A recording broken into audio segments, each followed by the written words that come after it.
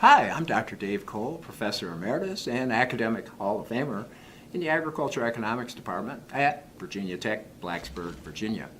And welcome to our podcast. This podcast, we're going to focus on crop insurance. It's not an option, it's a requirement. It's interesting.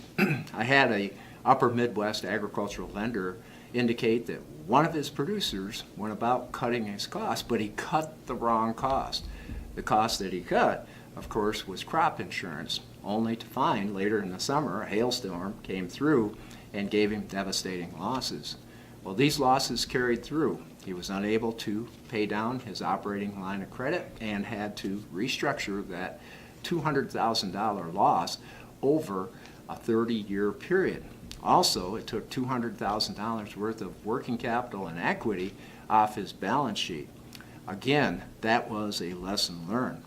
When looking at crop insurance, of course, you got to know your cost of production and you got to know your various input costs. And I'm finding that the proactive manager is looking for little ways. In other words, they're looking for what I call 3 ways to be 5% better.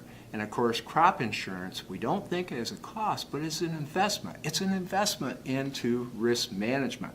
I think it's one of the 4 or 5 tools that are very, very critical in risk management, along with working capital and working capital assessment, along with doing enterprise budgets to make sure which enterprise is giving you the biggest bang for the buck.